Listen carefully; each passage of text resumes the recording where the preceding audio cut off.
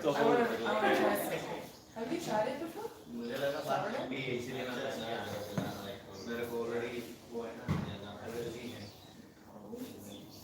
Well, I need to mix it together. You like your dad? I like mom better. You like your dad? What's the conflict? What is it called? I changed it. I left in the room.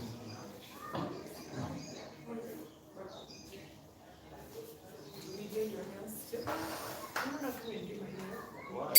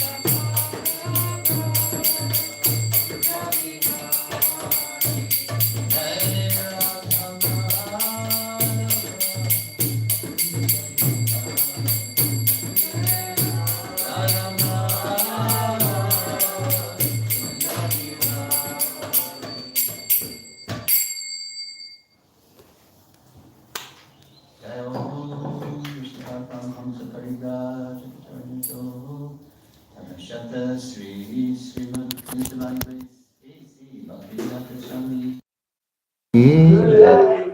Grantaraj Srimad Bhagavatam ki jai. Nitai Gaur Premanandi. All glories to the assembled devotees. All glories to the assembled devotees. All glories to the assembled devotees. All glories to Sri Guru and Gauranga.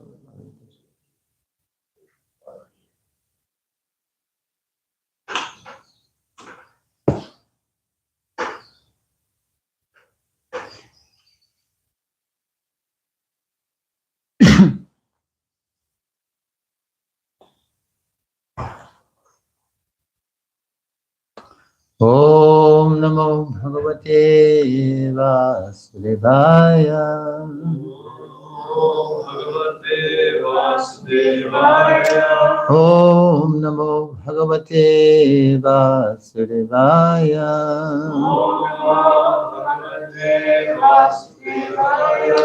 Om Namo Bhagavate Vasudevaya.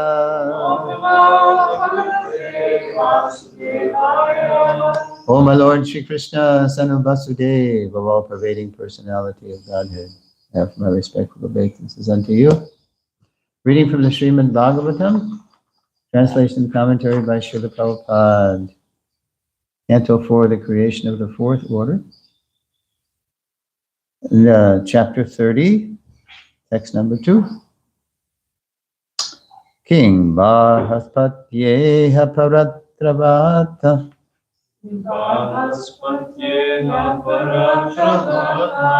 Kaivalyanata Priya Parshvavartinaha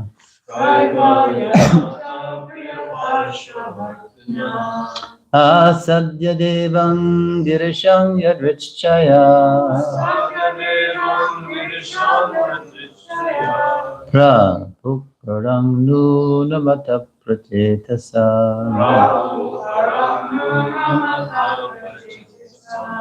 King Bar Aspatyeha Paratravata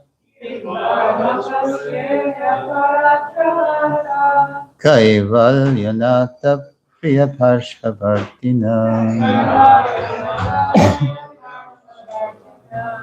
Asadya Devam Girisham Yadrichaya Prabhuparam Nunamata Pratetasa King Bar Haspatyeha Paratravata Kaivalyanata Priya Parshvavartina Asadya Devam Girisham Yadvichaya Prabhuparam Nunamata Pratetasa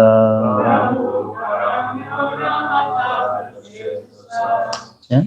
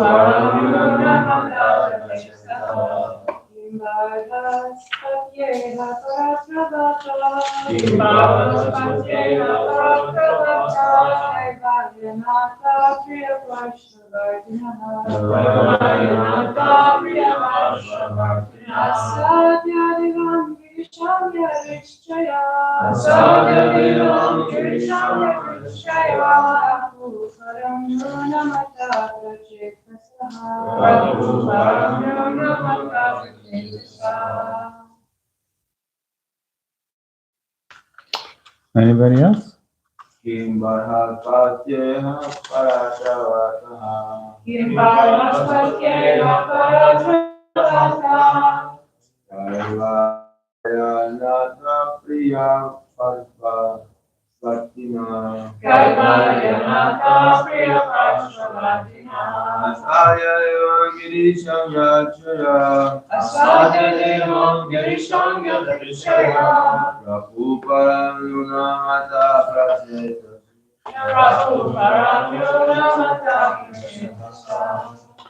Word for word.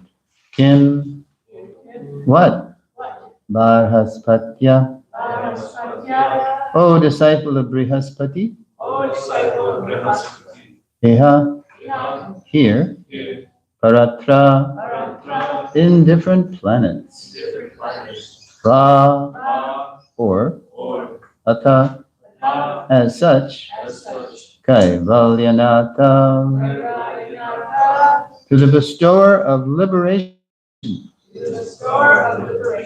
Priya, dear, Parshvavartinaha, being associated with, Asadya, after meeting, Devam, the great demigod, Girisham, the Lord of the Kailas hill, Yadrichjaya, by providence, Prapuhu, achieved, Param, the supreme, Nunam, certainly, Ata, therefore, Prachetasaha, the sons of Vahishat. Translation. So this is Vidura continuing to ask Maitreya question. My dear Bharhaspatya, what does that mean? Bharhaspatya?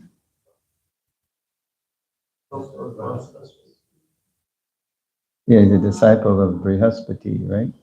Oh, disciple, that's what it said in the word for word. Brihaspati, he's in the Gita. Anyway, it's 10, some of the 10th chapter of Prisayam Brihaspati.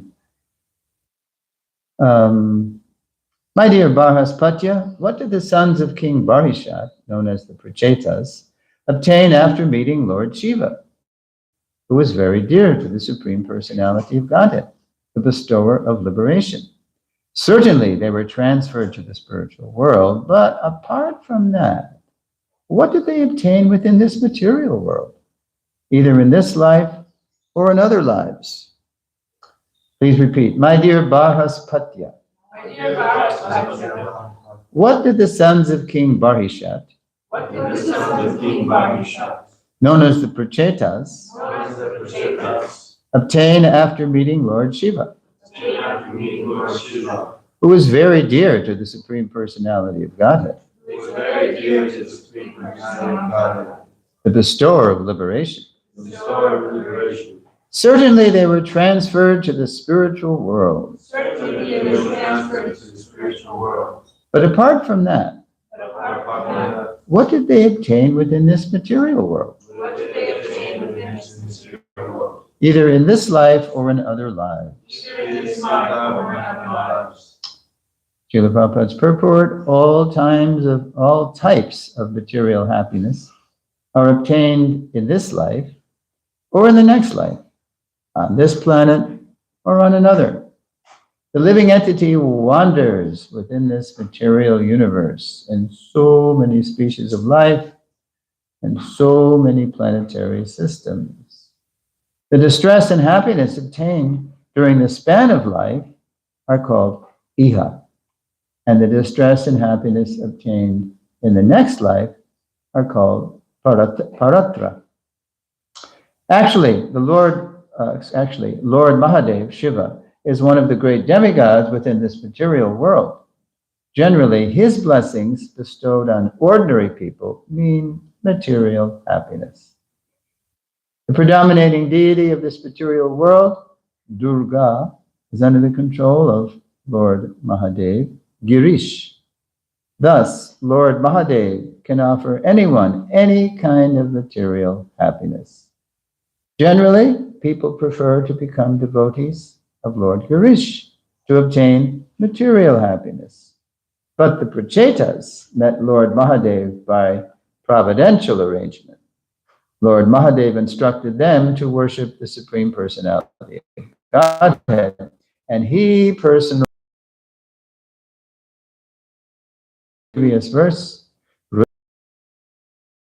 by chanting the prayers offered by Lord Shiva. He had 10 sons, and he wanted them to be fit to rule, so he sent them off to perform tapasya. He said, you have to go perform so you'll be strong, so you'll be disciplined, so you'll be fit to rule. Otherwise, if the leader is undisciplined, then it's chaos, as we can see nowadays all over the world. And so, by providential arrangement, as it says in the verse, in the purport, they met Lord Shiva. Now, usually, why do people go to Lord Shiva, as it said in the purport? Why? Yeah, he's very popular because the name of Lord Shiva is Ashutosh, easily angered, easily pleased. So he's actually meditating on the Supreme Personality of Godhead. So when everybody approaches him for material things, and he's the husband of Parvati, Durga, who's controlling the whole material, so they can give you anything because they're in charge of it, right? Whatever you want, you get in the material world, and that's what people want, because that's why we've come here, to try to enjoy the material world. So they find out, oh, there's a deity we can worship where we can just get anything we want. Oh, great! So, but that deity happens to be Vaishnavanam Yata Shambhu. He's actually the greatest devotee of Krishna. So he's got better things to do than give people, that's what he really wants, what he's doing. So he's like, okay, yeah, sure, whatever you want. Okay. So in that first verse, Vidura inquired from Maitreya, "O Brahmana, you formerly spoke about the sons of Prachini and informed me that they satisfy the Supreme Personality of Godhead by chanting a song composed by Lord Shiva. So what did they achieve? What did they get at doing that?" Yeah. And I remember 1977, I was in Laguna Beach, California, indexing this chapter, this canto, actually, a reprint of this canto. Prabhupada's health was, as you know, slowed down that year. So we had time to do reprints. And in the first edition of this fourth canto, there were no indexes. And Prabhupada didn't like it. So he said, these books are not very prestigious without indexes. This is what you have to be able to have indexes. People like to look things up, right? So there I was making the index and to this canto. And then I came upon this chapter in Laguna Beach. I remember this was one of my favorite memories of indexing. Just sitting in this garage loft in the old Laguna temple, just down the street from the present temple. And just loving these prayers. And the chapter is about 78 verses or high 70s. But from text 33 to 76, that's when you get the prayers. And they're these beautiful prayers. And we already did that many chapters ago, so we've probably forgotten them, but beautiful. And so that was Lord Shiva blessing the Prachetas, because they were not coming to him for material things. They were coming to get the best thing for their tapasya. So Lord Shiva, he said, okay, I'm going to say that, and this was the stuff, this was the heart of their meditation when they were underwater. What's going on? Yeah, thank you. When they were meditating on the Supreme Personality of Godhead, whom they knew about from these prayers. The Lord Shiva, the topmost Vaishnava, had glorified, and they were just meditating. Yeah. So now, yeah. So their question in the first verse. It's so. What did they achieve in this way when they heard this? So that question set up today's verse. My dear Bharaspatya, what did the sons of King Barishat, known as the Prachetas, obtain after meeting Lord Shiva, who was very dear to the Supreme Personality of Godhead, the bestower of liberation? Certainly, so of course, because they know, Uddhava knows, that when you meet the topmost Vaishnava, and you get this boon of hearing all about the Supreme Personality of Godhead. So Uddhava says, so he says, certainly they were transferred to the spiritual world. Okay, I know that. But listen to this. Apart from that, what did they obtain within this material world? Interesting question. Either in this life or in other lives. So Vidura's question has two parts. What did the Prachetas obtain spiritually by meditating on Shiva? And they knew that, and they're going to hear that from Maitreya. But then, what did the Prachetas obtain materially in this life and the next? That's a very curious question, isn't it? It's a very curious question, because Uddhava is a great devotee, and the Prachetas have become great devotees by the association of Lord Shiva. But still, he's asking this, what did they get materially? And that's very curious, because right in, Narada Muni, the person who became the guru of the Prachetas' father, King Barhishat, he was taking, while his sons were getting the best association, the best preparation for this life and the next from Lord Shiva, Barhishat, he was just, a karmakandi. He sent them away, but what about him? So Narada Muni decided to take mercy on him by doing what in those 6 chapters in the middle? What did he do? Come on, we just spent 6 chapters on this. He told him the whole allegory of Paranjat. He didn't want to tell him directly. He knew Barhishat wasn't ready to hear it directly, but he told him the story of Barhishat by telling him the allegory of the Paranjat thing. And then he still didn't get it, and then so he topped it off with King Malayadvaja and Vaidarbhi allegory, and then he got it, especially when, when he unpacked that, and he said, the deer is being chased by the hunter and the tiger. And he, whoa, I get it, I'm out of here. So then when he finally got it, he didn't even wait for the Prachetas to return from their tapas. He just, when he finally realized it, when Narada finally broke through. Yeah, wow. So it was Narada Muni again who said to Srila Vyasadeva in the first canto, this is why it's such a curious question, what did they obtain materially, right? Famous verse, 1.5.18. If you know it, you can chime in. Tasyaiva heto prayateta kovido nalabhyate yad brahmatam uparyadaha talabhyate dhukkavadanyatak sukham kalena sarvatra gabhira ramhasa. This is Narada preaching to Srila Vyasadeva. And he's saying, persons who are actually intelligent and philosophically inclined should endeavor only for that purposeful end, which is not obtained even by wandering from the topmost planet, Brahmaloka, down to the lowest planet, Patala. You should try for something you can't get anywhere in this material world, Narada is saying to Vyasa. As far as happiness derived from sense enjoyment is concerned, it can be obtained automatically in course of time.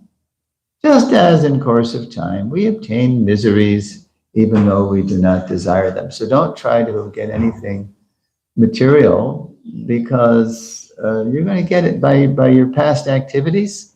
It's already there. It's written in your stars. It's etched into your palm. You're going to get material happiness and distress based on what you've already done. Yeah. So don't blame it on Rahu or Ketu or all these, or Saturn, your Sadhithati, they're just giving you the bill of the consequences of what you've already done, right? So what's the use of material? So why is Vidura asking, or Uddhava asking, Vidura asking Maitreya? About material achievements? What's the use? In other words, what's the use of material achievements? Well, we get a hint of the answer Vidura's question. Right in the Bhagavad Gita, the very last verse of the 8th chapter. Anybody know what the 8th chapter is called? You studied it. Attaining the. So what's the verse? What's the name of the 8th chapter of the Gita? That's it. Well, I want you to say at least the last word. So, all right. So here is the last verse, and it's all about what happens at the time of death, and then how to attain this different ways to pass away from this world, and the light and the dark, and so here's the very last verse, and this is where Krishna makes us an offer we cannot refuse. Unless we're really dumb. But here's the offer that I keep thinking, wow, you can't even get this. You can't get this in the material world. And this is really good. Vedeshu jaggeshu tapassu chaiva. Anybody know this? You know this? Wow. You know the rest?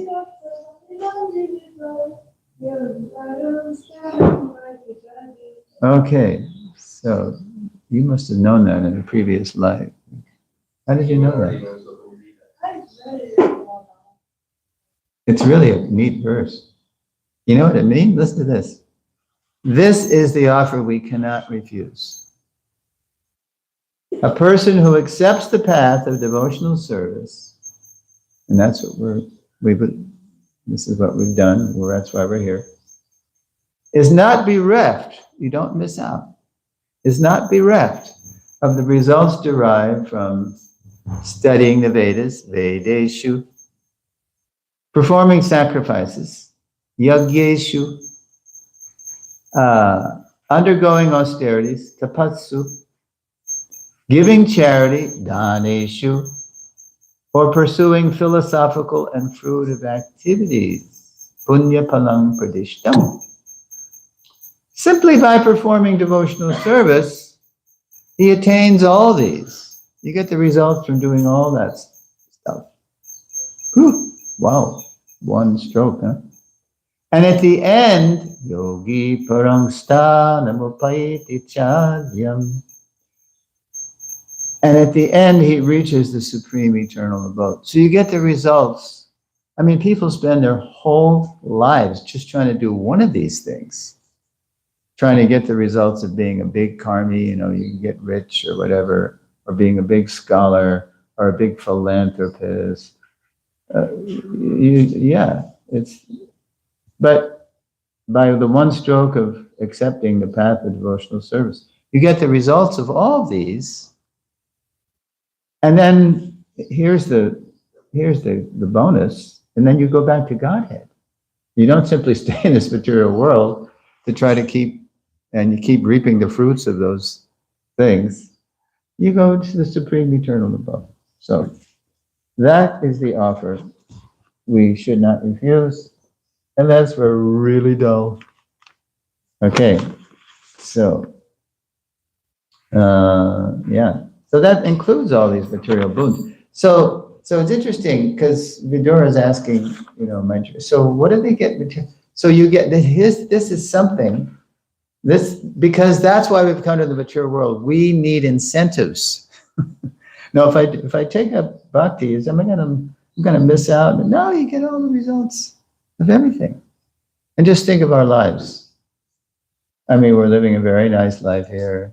We have nice association, and we have nice food stuff. So we have nice music and nice recreation. Prabhupada said, chanting and dancing, that's our recreation. Practically speaking, Prabhupada said on one tape, this is a process of recreation only. Okay, yes.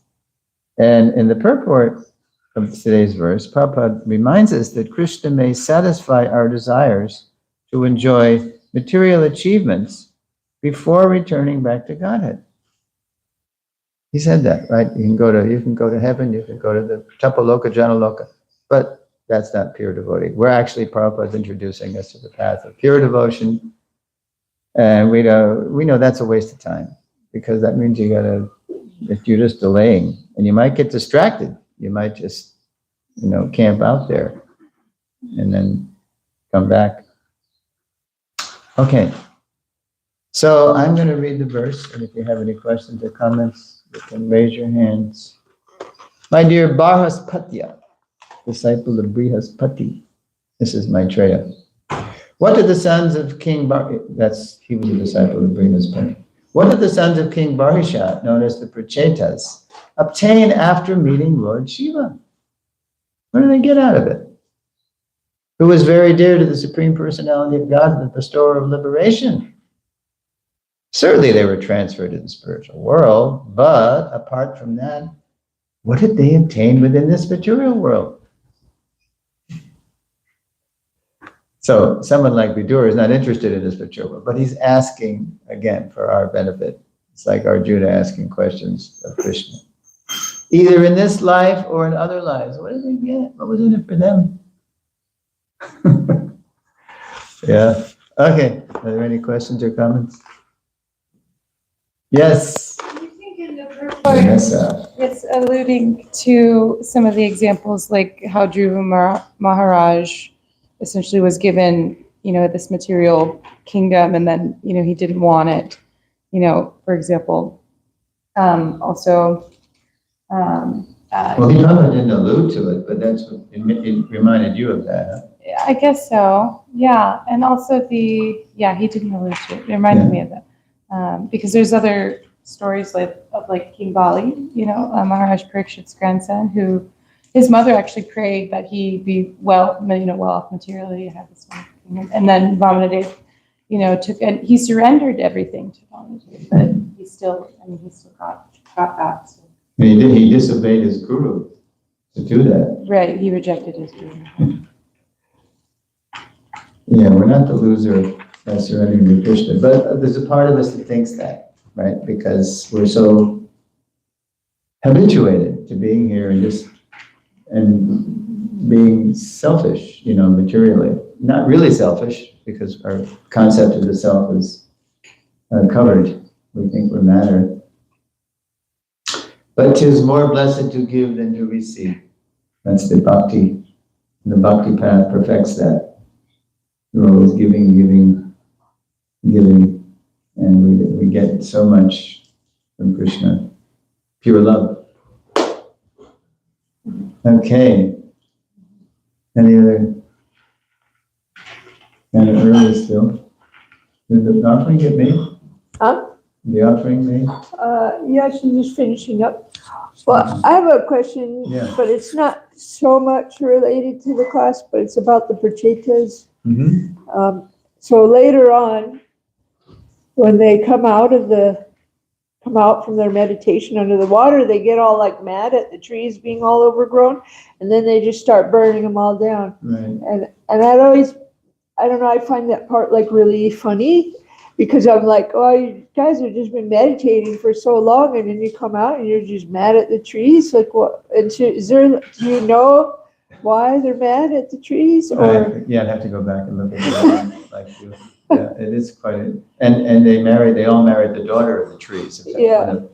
Something to blow your mind. The trees aren't actually usually famous for being caregivers or producing humans. Isn't that how the trees appeased them, right? Was by giving them their daughter? Yeah, I think that would, we have to confirm that. Look, don't burn us. Here, take this pretty girl. Anyway, that part just cracks me up. Every time I read it, then I gotta tell everybody about it and just how silly it is. Yeah. But actually, this is all, just one more comment about something it's connected, but it's not directly related to this verse. This is text 2. When we get to text 8, then you get the full measure of the boon that they got from Lord Shiva. You'll see what that boon is, and it's so such a famous verse that I even incorporated it into my Founderacharya lesson, to love is to cooperate.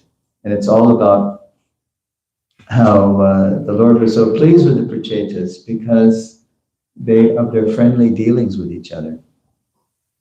And how we can get the same boon by being very friendly and cooperative. And then we get all boons when, Krishna doesn't like it when the devotees fight. It's not good. It's very bad. It's very bad for them, and it's a very bad example for everybody else. Yes, Vanessa. My understanding, our relationships with the other devotees, or I guess people in general. So, like you're mentioning how Krishna doesn't like it. It's like a representative of our relationship with him, also, because we all need to look inwardly. So. Yeah, we're all part and parcel of Krishna. So indirectly, it's a manifestation of our envy of Krishna. So we ain't getting it. Yeah.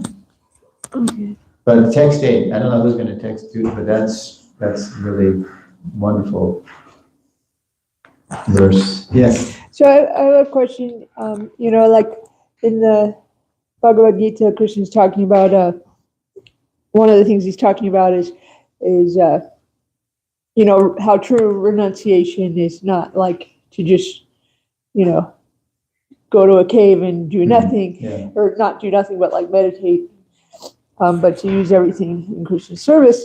And so then I was thinking, is like the main component of that service like trying to get other people to also serve Krishna? Like, okay.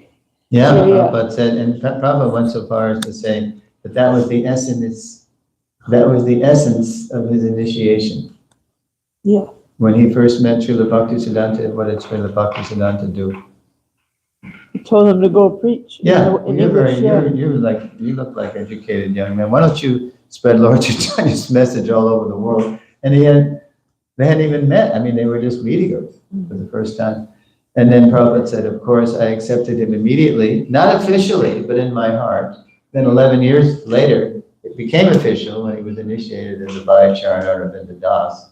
But Prabhupada said the actual initiation was when he told me to preach. That was the essence of the initiation.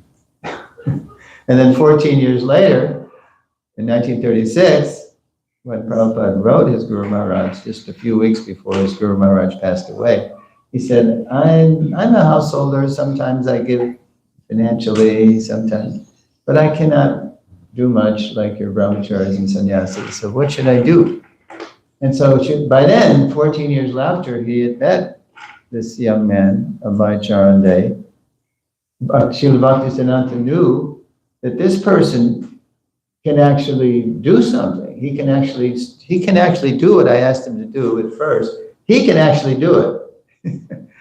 So, my dear, as Prabhupada said in the recording, my dear such and such, you should, I think, I have every hope that you can spread Lord Chaitanya's message to the people in general and to philosophers and religionists. This will be good for you, and it'll be good for the whole world. Because he knew this person can do it. So that's the essence of it. It's giving it to others. And also Krishna says right in the Gita, a servant who's most dear is someone who gives it to others, explains right in the Gita. So you're spot on, Lalita. Sometimes I think that people like look at our movement and sometimes think like, they're not so spiritual because, they're not, because we're not, sitting in a cave, meditating silently for so long, what we're doing is, very active. And I think some people look at that and think, well, anybody can do that, but I mean, it seems to me like, if you're just, going to meditate in a cave or the forest or something, that's nice, but it just seems like a little selfish. Yes, and that's what Prahlad said. Gita, or Bhagavatam, 7:9:45. Prayena deva da da da. Oh, there's many people who they live in the Himalayas and they're only after their own salvation. Mm-hmm. But But I'm not satisfied with that. I won't be satisfied until all these fools and rascals will take shelter of your lotus feet. And he wants to be the preacher to do that. Yeah. Mhm. And that was Prabhupada. He didn't stay in Vrindavan in his little, some ladies say in his man cave, in his little bhajan kutir in Radha temple. He left Vrindavan and he went all over the world. That's the example Prabhupada said. Okay. Thank you very much. Srila Prabhupada ki jai.